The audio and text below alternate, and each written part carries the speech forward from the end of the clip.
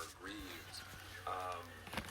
There have been generations of people in this country who have not had rights, who have not had the right to vote, who have not had the right to marry, who have not had the equality that most of us are able to take for granted because of the zip code we were born in and the color of our skin, or our status in society. And so the idea that these people feel themselves so aggrieved, I mean, there were generations of people who actually had real grievances.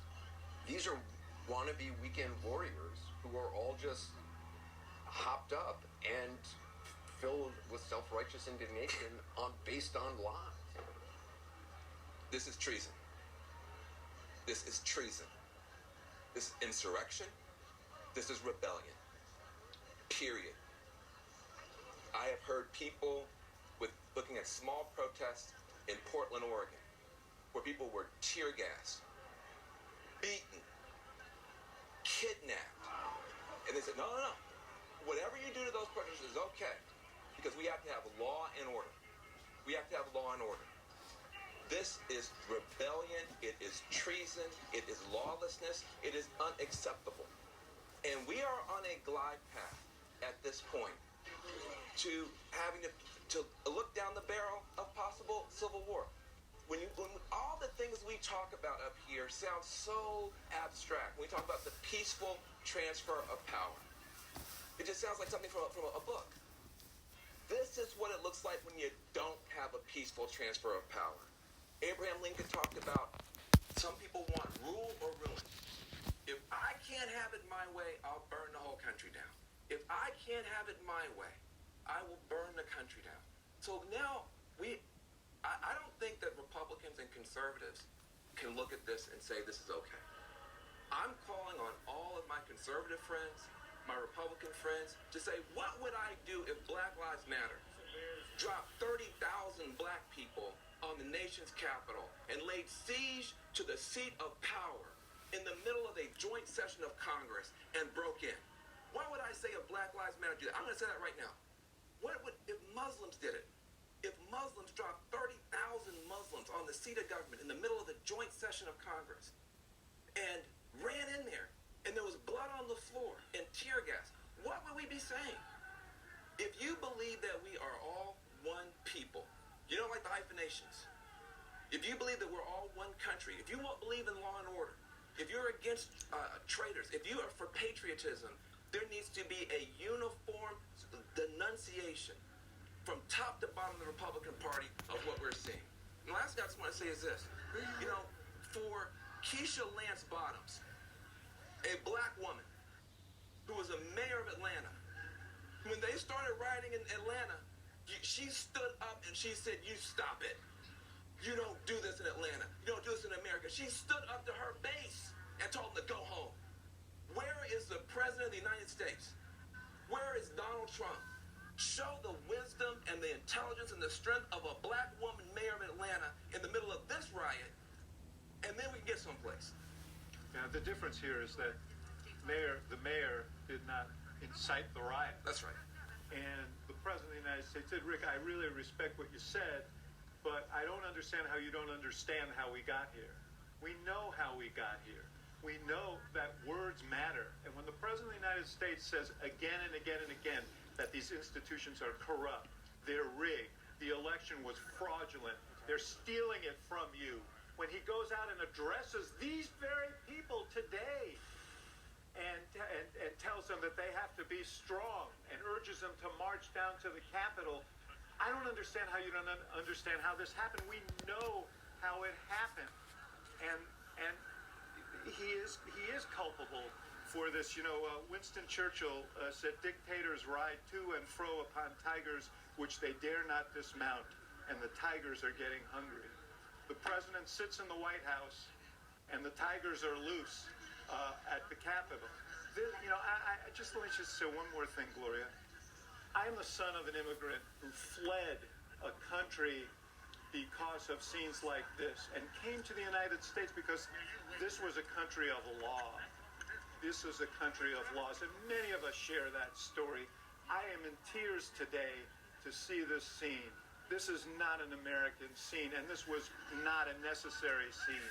And I understand completely why it happened. Lori? I'm heartbroken. I spent 10 years walking up and down those steps, covering Capitol Hill, having a great deal of respect for the people who serve in that Capitol. Most of the time, by the way, talking about policy, even with Senator Santorum over there. And I watched this today, and I said, that's my Capitol. That's my house. That's our house. And these are domestic terrorists. They're ripping it apart. And then I saw a tweet by Ivanka Trump, which she took down, which called them American patriots. She said, any security breach is unacceptable, etc. But she called them American patriots. That is not what I call them. These are people who march there to do damage. And they march there to do damage in the middle of a constitutional session in which a presidential election, free and fair, was being certified. And you have to go back to what the president, this is what David is talking about, what the president said earlier today in his speech. And he said, we're going to walk down to the Capitol. We're going to cheer on our brave senators and congressmen and women, the ones who support him. We're probably not going to be cheering because you'll never take back our country with weakness. You have to show strength and you have to be strong. So we'll walk down Pennsylvania Avenue. And that was permission. That was permission. And as we speak, the man who is responsible for all of this, Donald J. Trump, is in the White House watching this on TV, as he has been for much of his administration, both a president and just an observer, watching these moments pass by. And this is all part of his grift. These people have stormed the Capitol, have threatened our democracy, have spurred insurrection and treason in order for a grift that's going on being centered in the White House. The grift of the Trump family, raising money off of this, raising money off these lies. And the president is just standing there watching it on television, surrounded by his coterie of enablers. I want to go back to Wolf. It's hard to believe. I know your pain. I know you're hurt. We had an election that was stolen from us. It was a landslide election, and everyone knows it, especially the other side. But you have to go home now. We have to have peace. We have to have law and order. We have to respect our great people in law and order. We don't want anybody hurt. It's a very tough period of time. There's never been a time like this where such a thing happened, where they could take it away from all of us, from me, from you, from our country. This was a fraudulent election, but we can't play into the hands of these people. We have to have peace. So go home. We love you. You're very special. You've seen what happens. You see the way others are treated that are so bad and so evil. I know how you feel. But go home and go home in peace. Now, we brought that to you because President Trump on the tape says to his supporters who are right now conducting an armed insurrection on the U.S. Capitol, he tells them to go home. But I also want to note that in that video, he lies about the election being stolen and pours more fuel on the fire. He continues his shameful behavior of lying to his supporters about what happened. It is absolutely disgraceful. I hope they listen to the part in which he said for them to go home. But to be completely frank, there were mixed messages in that video. And I feel ambivalent about the fact that we even aired it, to be honest, although I certainly understand and support the idea that we did. But the idea that the president is not even capable of saying, please go home. He continues to lie to his supporters. And what I wanted to say before, Abby, is I want people to remember how they feel watching these images of the United States Capitol being taken over, and these clear acts of sedition and violence and terrorism by Trump supporters, because there's going to be an attempt to whitewash and pretend this didn't happen. People might attempt to do that, but what we're seeing is pretty clear what is happening. And I think now we have to ask the question, is President Trump capable of leading this country even for the next 13 days? He is inciting violence against the government itself, lawlessness, vandalism, and he's also completely MIA in terms of his principal job, which is to keep this country safe, to protect Americans. Let's not even talk about the fact that we're still in the middle of a pandemic. We haven't talked about that today. Yesterday, the deadliest day of the pandemic so far. This is a president who is not paying attention to the job and is focused on just one thing, which is his own sense of grievance. That video was a disgrace. The idea that today, on the day that Congress intends to count the electoral votes for Joe Biden, who will be the next president of the United States, Donald Trump still refuses to say that he lost a democratically held election in the United States of America is a profound shame. And it makes us a mockery in the world. As we go around the world talking about democracy, we have a president who is inciting violence at the Capitol and won't acknowledge that he lost an election. No, I don't understand how the United States, which regularly objects to elections taking place in other countries, Pakistan, Russia, Hong Kong, Taiwan, regularly engages in criticism of other countries' elections. What is Senator Hawley or Senator Cruz going to say when Vladimir Putin says it's interesting that you're faulting us for this because you yourself objected to an election and you yourself helped inspire an armed insurrection on Capitol Hill? You're exactly right.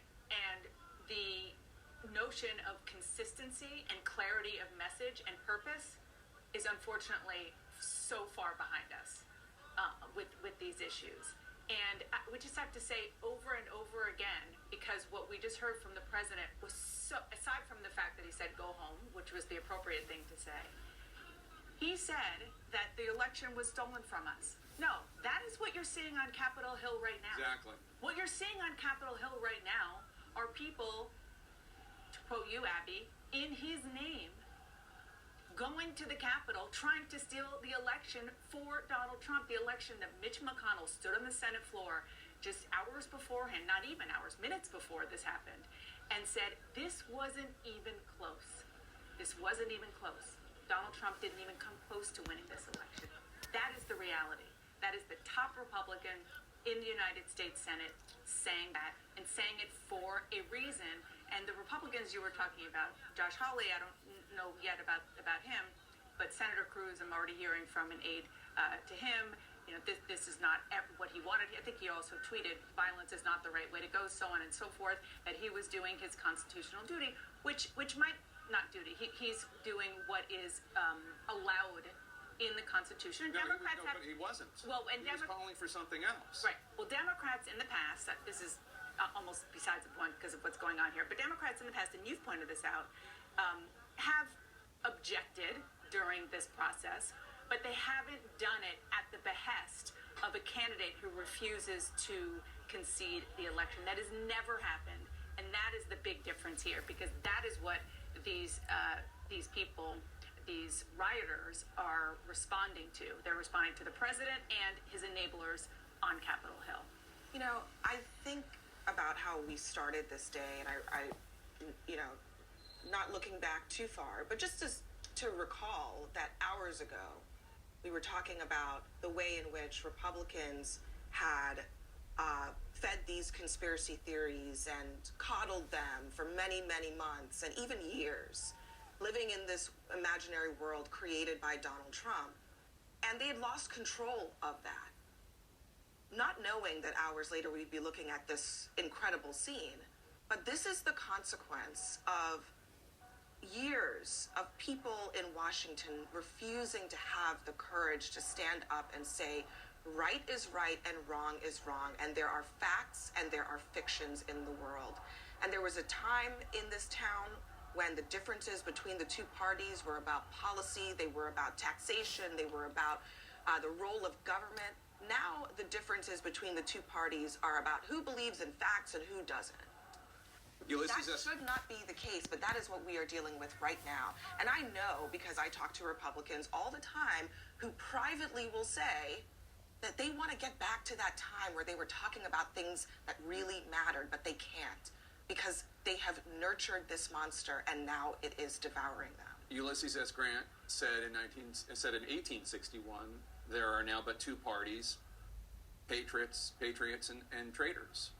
And it is time for the Kevin McCarthys and the Josh Hawleys of the world to decide which party they're in. I have my idea about what that might be. Anderson? Jay, thanks very much. To say in the midst of all of this horrendous news that's going on here in Washington, something that none of us ever expected we would see in the nation's capital. I just want to make it official right now. CNN can now project that the Democrats will be the majority in the U.S. Senate. John Ossoff, the Democratic candidate in Georgia, he is defeating David Perdue, the Republican candidate. Earlier, we projected that the Democrat Raphael Warnock will beat Kelly Loeffler, the Republican candidate. So it's 50-50 in the new U.S. Senate. But the new Vice President of the United States, Kamala Harris, she will be, according to the Constitution, the President of the Senate, so she will break the ties. So the Democrats will be in the majority, the Republicans will be in the minority. Anderson, this is important, but let's get back to this explosive situation that's developing here in the nation's capital. As I keep saying, something I never thought I would see. Yeah, we started out this day saying that it is going to be historic, and it certainly is in a whole bunch of different ways. Obviously, Georgia turning blue is one of them. But we continue to watch the situation where there are still insurrectionists, treasonous people on the grounds of the Capitol, high-fiving each other, as you see there, just wandering around. Police are trying to maintain order, trying to get control back of the building and its grounds. David Axelrod, we heard from from President-elect Biden, saying, President Trump, stand up, speak out. President did release a video that was frankly shameful. Not exactly what Biden had in mind, I think.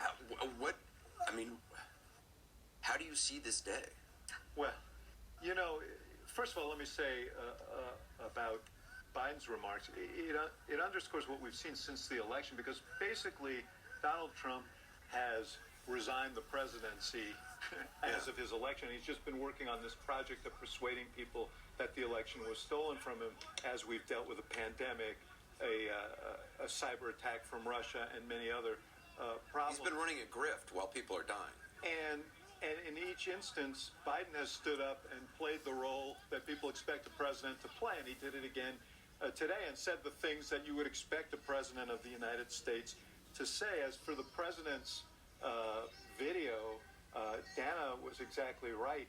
I mean, there was a perfunctory message, which is go home, let's not play into their hands.